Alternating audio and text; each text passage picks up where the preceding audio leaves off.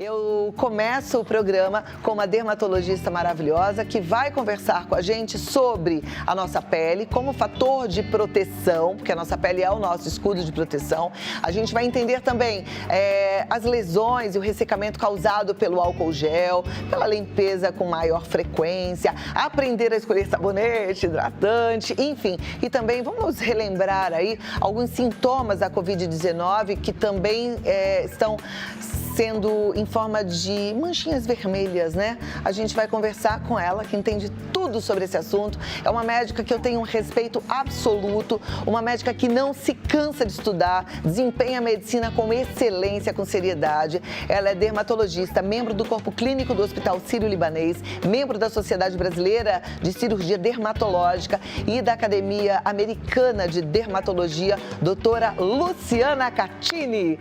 Seja muito bem-vinda, Lu, é um prazer vê-la, sempre tão linda, com esse sorriso aí que nos alegra, né? A gente precisa disso, olha que sorriso bonito, né, gente? Muito obrigada pelo seu tempo, viu? Obrigada pelo convite, é um prazer poder conversar com vocês novamente sobre um tema que eu gosto tanto e dedico muitos anos já da minha vida ao estudo da nossa pele. Que joia! A gente conversou em consultório, você me falou o quanto é importante a gente cuidar da pele, lembrando que ela é um fator de proteção muito grande, né? Queria que você explicasse melhor tudo isso para quem está em casa. Então, a nossa pele, ela faz parte do nosso sistema imunológico, de uma imunidade que nós chamamos de imunidade inata, que está presente desde o nosso nascimento e nos protege no dia a dia. Então, quando nós tocamos numa superfície, a gente está em contato com bactérias, com vírus, com fungos, diariamente nas nossas atividades mais comuns.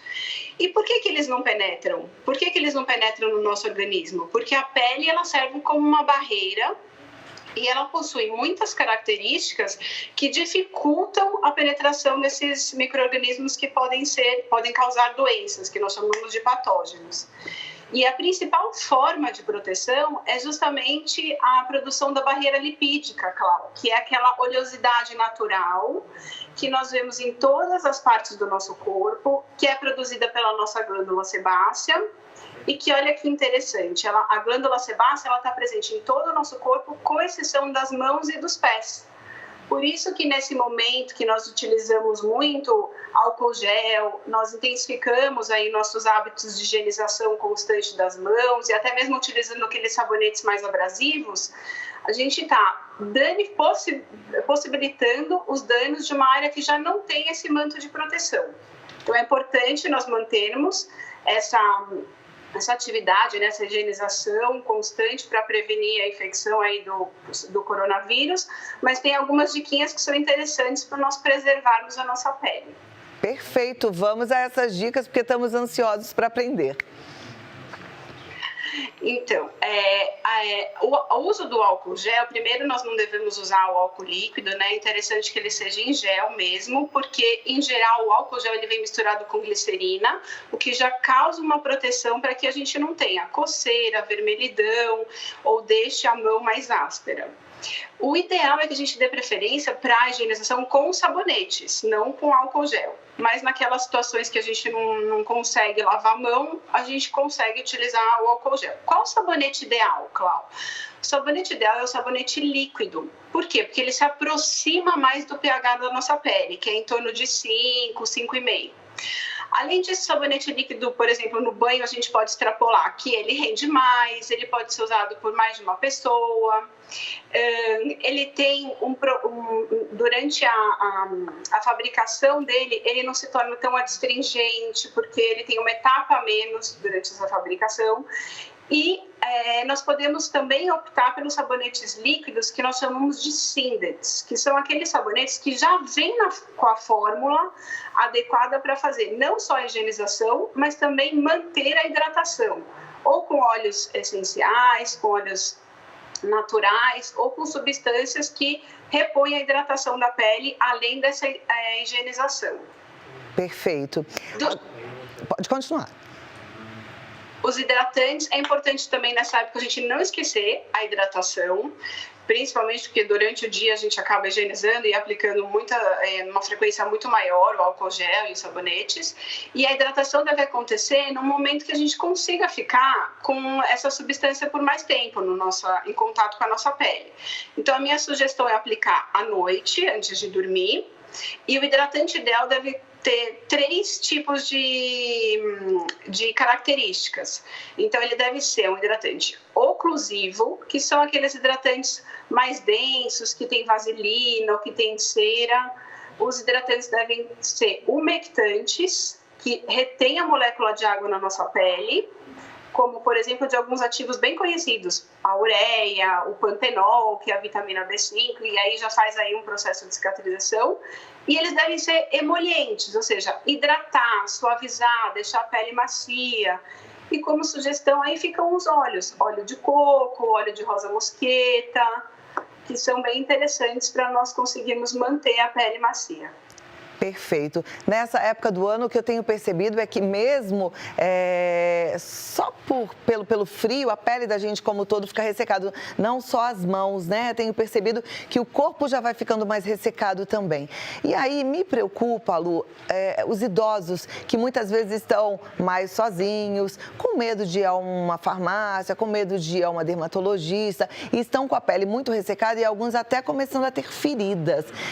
Como é que seria a hidratação correta para a pele, para o corpo todo, já pensando numa pele mais ressecada? Então, a pele do idoso é uma pele mais sensível. Por quê? Porque ao longo da nossa vida, a gente vai sofrendo alteração de exposição solar, o que causa um afinamento da pele. A partir dos 60, 70 anos, dependendo da entrada da mulher no climatério, ou até mesmo nos homens a partir dos 80 anos, existe uma redução dessa barreira lipídica, que é a proteção natural, uma diminuição da concentração de água no organismo das peles mais idosas, existe uma redução do colágeno. Então, muitos idosos que às vezes vão se levantar, os pacientes às vezes comentam comigo no consultório: eu nem lembro onde foi essa mancha ou onde foi esse corte, justamente porque qualquer batidinha, às vezes um trauma pequeno já é o suficiente ou para cortar ou até mesmo para dar aquelas manchas em tom vinhosas, que são os hematomas. Então, a pele do idoso, ele deve ser constantemente hidratado, porque é como se nós trouxéssemos de forma artificial um manto lipídico que já não é produzido de forma eficiente. Então, o hidratante deve ser aplicado no corpo inteiro. Nós temos alguns hidratantes atualmente, Cláudio, que eles têm uma fácil espalhabilidade, ou seja, eles são fluidos, não deixam aquele aspecto muito denso ou pegajoso antes de colocar as roupas. Geralmente depois do banho, porque a absorção e a penetração dos agentes umectantes é mais adequada. No banho, o idoso, se ele toma 2 banhos ao dia, o ideal é que somente em um deles ele utilize sabonete em toda a região do corpo, e no segundo ele pode dar preferência para as áreas mais de dobras e áreas íntimas. O hidratante ideal é aquele que tem a composição da nossa barreira lipídica, e hoje a gente tem uma novidade.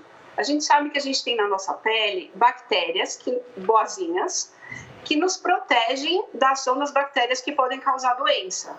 Então, isso a gente chama essas bactérias boazinhas são chamadas de microbioma. Então, os hidratantes atuais, principalmente os mais direcionados para peles mais idosas, eles repõem esse microbioma, ou mesmo mantêm de forma adequada essas bactérias boazinhas na nossa pele. E caso seja difícil, se o idoso estiver sozinho em casa, a aplicação deve ser feita principalmente nos membros, braços e pernas, porque são as áreas que geralmente sofrem mais com a desidratação. Geralmente do joelho para baixo a pele é mais descamativa, podem dar aquelas úlceras, se tiver alguma questão aí, algum probleminha de retorno venoso, ou seja, de vascularização, que deixa o nosso tornozelo meio escuro. Então, se não conseguir aplicar no corpo inteiro, os braços e as pernas devem ter maior atenção aí na hidratação. E não necessariamente precisa ser um creme hidratante. Pode ser um olhinho vegetal, como eu disse, o óleo de rosa mosqueta. Ele tem uma composição muito adequada, ele tem uma ação antibacteriana porque possui fenóis, e ele tem ácido linoleico na fórmula, que é uma das substâncias que tem na nossa barreira lipídica. Perfeito. Agora, eu fiquei curiosa em relação a esse creme que você disse que seria uma novidade aí, que reconstitui o microbioma, é isso que você falou? Isso.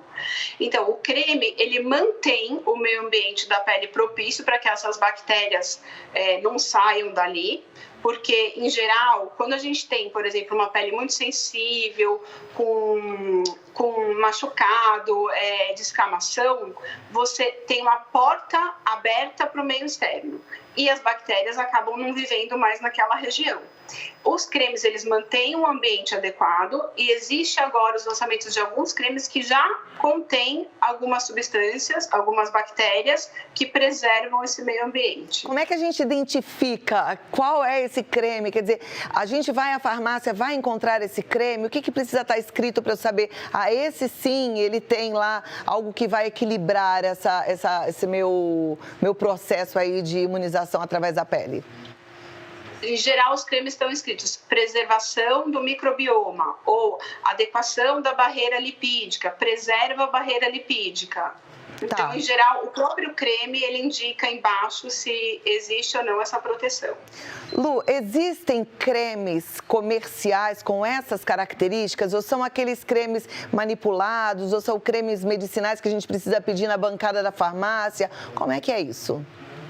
São cremes prontos que nós encontramos na farmácia. Os cremes manipulados ainda não é possível de ter o microbioma, nessa reposição do microbioma. Em geral, existem algumas marcas que já têm essa possibilidade e eu posso deixar, de repente, para você algumas sugestões. Tá, eu depois vou pedir, aí a gente eu sei que como médica você não pode fazer indicação da marca, né?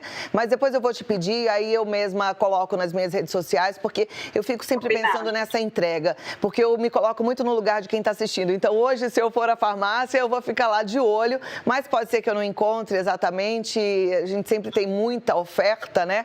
E eu, por exemplo, fico na dúvida do que é uma estratégia comercial, o que é marketing, o que de fato vai funcionar e vai trazer benefícios para a minha pele, e eu penso sempre na pele de quem está comprando também, porque isso é importante. Você falou que em algumas situações a pele do idoso, principalmente, ela fica tão ressecada que apresentam até algumas escaras, alguns machucados, né, e que ali já tem uma porta de entrada de contaminação e uma contaminação por si só. Quando acontece isso, e talvez tenham muitos idosos assistindo ao programa agora, já com algumas feridinhas, qual é o ideal? Mas segura só um pouquinho, eu vou pegar meu celular que por acaso está ligado, mas que me lembra também da importância de passar o nosso WhatsApp, que é o 11 9 50 45 18 40. E aí, se você tiver a sua pergunta, pode mandar, que a doutora Luciana também pode responder. Então, falando sobre esses machucadinhos, qual seria o ideal? Como é que a gente deve cuidar deles? Então, inicialmente, se houve um rompimento da estrutura da pele, né, se houve um corte, o ideal é higienizar, lavar com água, sabão no momento. Se houve o sangramento, comprime com uma compressa ou então uma gaze, se tiver ali disponível, até a interrupção do sangramento. E logo após, manter durante 24 horas fechado, para que não haja novamente um trauma no mesmo local. Uhum. Nos dias seguintes, é importante que esse local seja devidamente hidratado, dependendo da profundidade, lógico, do corte, e, eventualmente, se esse idoso tiver alguma questão relacionada ao hematoma, ou seja, se houve um hematoma no local, existem algumas substâncias que a gente chama de mucopolissacarídeos que podem ser aplicados no local para que haja uma reabsorção mais rápida desse hematoma, ou seja, do sangue que ficou embaixo da pele. E essa reabsorção, Cláudia, acontece normalmente num período de mais ou menos 3 a 13 dias. Uhum. Naturalmente, esse hematoma vai sendo reabsorvido. E o local da ferida, só ficar muito atento para ver se não houve outros traumas, se não houveram outros traumas no local, e proteger com algum anteparo físico mesmo, caso o corte seja mais profundo. Ok. Pode tomar um solzinho com um curto espaço de tempo ou não? Então, a nossa pele, a produção, ela é responsável por 80% da nossa produção da vitamina D. E a vitamina D é importante para a manutenção da nossa imunidade. E principalmente nos idosos, a vitamina D já está reduzida junto com a exposição solar. Então, para quem está em casa, chega próximo da janela, é importante tomar sol, principalmente nos braços e nas pernas. E o tempo ideal da exposição é em torno de 10 a 15 minutos. Isso já é o suficiente para que a gente consiga uma produção adequada aí da vitamina D e até mesmo para estimular essa proteção natural. Perfeito. Luciana Catini, doutora Luciana Catini, tem muita gente preocupada com a Covid-19, as pessoas ficam querendo entender os sintomas. Eu sei que toda a classe médica está também descobrindo dia após dia sobre essa doença que chegou aí de repente, né? Mas parece que já tem estudos que mostram que existem manchinhas na pele, manchinhas avermelhadas, como sintomas da Covid-19. O que tem de novo? O que você pode contar para a gente em relação a isso? Clau, então, os trabalhos são muito recentes e até de agora do finalzinho de abril, vários países já publicaram, as lesões dermatológicas elas estão relacionadas sim à Covid. Vale lembrar que é muito importante que elas não abrem o quadro, ou seja, a pessoa, o paciente, a pessoa que começa a manifestar os sintomas, em geral não é o sintoma dermatológico, ele acontece ao longo dos sintomas respiratórios. Então, é o tradicional tosse, a falta de ar, eventualmente febre, e daí em torno do 4º ao 7º dia ele pode desenvolver algumas alterações na pele. Essas alterações, Clau, a gente tem 5 alterações comuns, sendo que a mais comum é chamada de dedos em Covid. O que é isso? Nos dedos dos pés, a gente apresenta um inchaço e uma vermelhidão, que pode acometer um ou mais dedos e está possivelmente relacionado às alterações vasculares relacionadas à imunologia do vírus. Uhum. Além disso, no corpo também podem ter lesões semelhantes, por exemplo, à dengue, que a gente chama do exantema maculopapular, podem ter pequenas vesículas e até mesmo pintinhas que lembram um sangue, né? São pintinhas pequenas que a gente chama de púrpura. Então, em geral, como esses sintomas eles acontecem ao longo da doença, é importante procurar o seu dermatologista, até porque os conhecimentos eles estão sendo consolidados agora e pode ser que mude isso mais para frente, mas é importante o acompanhamento ao mesmo tempo do clínico e do dermatologista. Além disso, alguns sintomas também dermatológicos podem estar relacionados ao uso de alguma medicação que foi utilizada para conter os sintomas iniciais. E só lembrando, Cal, que até agora a gente sabe que não existe a presença do vírus nas lesões dermatológicas. Pelo menos não foi relatado, houveram algumas biópsias na Espanha principalmente e não conseguiram identificar o vírus nessas lesões. Perfeito. Eu pedi as perguntas, o nosso tempo já voou, acho que não dá tempo de fazer nenhuma, não? Duas perguntinhas, a produção me liberou, que bom. Mas enquanto isso, rapidinho, eu só queria saber o seguinte, dá para fazer telemedicina com dermatologia? Dá, lógico que os recursos eles são mais restritos, mas sem dúvida nenhuma eu tenho feito bastante no consultório, tem principalmente pacientes de um grupo de risco, eu faço o segmento via telemedicina, a gente eventualmente avalia depois com o segmento telemedicina e acaba fazendo essa avaliação dermatológica presencial mais para frente. Ok, eu tenho algumas... Desculpa. Em geral? Nós temos, em geral, nesse momento, as queixas estão muito em torno de queda de cabelo, acne, ressecamento da pele. Então, são questões que a gente consegue resolver via telemedicina. Perfeito. Eu tenho algumas perguntas que dá pra gente responder com sim ou não. Aí eu vou fazer rapidinho pra gente já atender a maioria das pessoas. Pele ressecada, pode fazer esfoliação neste período de outono? Sim, uma vez por semana. E minha dica, óleo de coco com uma colherzinha de açúcar durante o banho. Você faz a esfoliação e já hidrata ao mesmo tempo. Já responde a pergunta que eu ia fazer. Receitas caseiras funcionam? Funcionam, sempre dê preferência para a utilização de óleos naturais. Receita caseira para espinha, pode? Melhor evitar, porque eventualmente alguns ativos podem causar uma sensibilização, ou seja, ao invés de melhorar a espinha, pode atrapalhar a pele ao redor. Perfeito. Qual é o melhor sabonete para higienização da área facial? Em barra ou líquido? Sem dúvida nenhuma, líquido, independente da pele ser uma pele mais oleosa, uma pele mais ressecada, mas claro que existe aí necessidade da avaliação se neste sabonete líquido deve conter substâncias que fazem a manutenção dessa oleosidade ou se o sabonete deve conter apenas as substâncias necessárias para a higienização diária de uma pele mais ressecada. Perfeito. Doutora Luciana Catini é uma querida, né? Muito obrigada mais uma vez.